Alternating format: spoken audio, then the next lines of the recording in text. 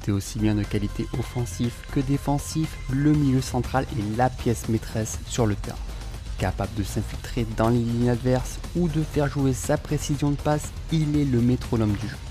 En 2020, ces joueurs font exploser leur créativité et jouent un rôle essentiel dans une attaque-défense bien placée. Voici le top 10. 10e, Marcel Sabitzer. On n'a pas attendu son doublé contre Tottenham pour entendre parler de Marcel Sabitzer.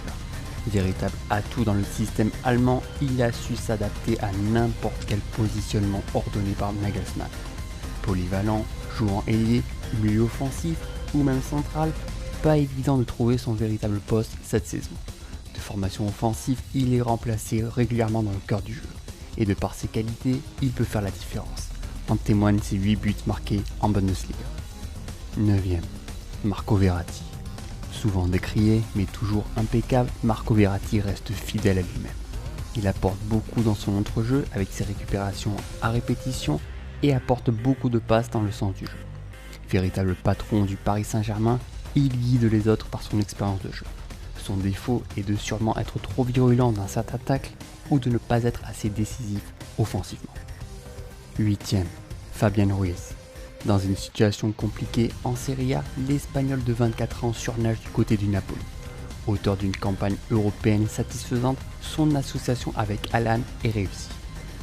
Il est capable de briser les lignes avec ses passes longues astucieuses. Il a aussi cette faculté à caler de puissantes frappes hors de la surface. Courtisé de plus en plus par le FC Barcelone, pourra-t-il quitter le Napoli à l'issue de la saison ? 7e, Jorginho Wijnaldum. Au-delà de la belle saison des Reds, le Néerlandais fait de plus en plus la différence dans le cœur des Reds. En se rendant disponible, il maintient la pression sur ses adversaires avec ses mouvements à répétition. Balle au pied, il essaye toujours des passes vers l'avant pour créer un maximum d'opportunités de but, dont 103 sont dans les 30 derniers mètres. Élément discret mais crucial dans le système de jeu de Jürgen Klopp. 6e, Frenkie de Jong. Rejoignant le FC Barcelone l'été dernier, De Jong s'adapte tant bien que mal à ses partenaires. Pas forcément aidé par la disposition tactique de Valverde, il a quand même réussi à faire le sale boulot défensif. Néanmoins, avec Quique Setien, il retrouve petit à petit son poste de box-to-box pour se projeter vers l'avant et se décharger des tâches défensives. Espérons que cela continue. 5e, Milinkovic Savic. Impossible de ne pas citer le jeune Serbe qui réalise des merveilles dans l'entrejeu de la Lazio. Lui qui possède un rôle de milieu mezzala, comme on dit en Italie, en soutien d'un autre milieu offensif plus créateur, il captive ses adversaires dans ses mouvements intelligents. De plus, son haut gabarit lui permet de prendre le contrôle défensif lors des ballons aériens. Pas étonnant que les clubs européens veulent se l'arracher. 4e, Toni Kroos. Le légendaire Toni Kroos. De retour à son meilleur niveau après une saison 2018-2019 très compliquée. L'Allemand s'est parfaitement repris en main. Il est précis dans les relances, il prend rapidement des décisions pour amener le danger. Il a vraiment pris le contrôle du jeu du Real Madrid. Et aucun autre joueur ne l'égale dans cet exercice. Probablement bien aidé par sa nouvelle association avec le jeune Valverde. 3e, Jordan Henderson. Le capitaine des Reds est de plus en plus précieux. Élu meilleur joueur anglais en 2019, il est un véritable mastermind.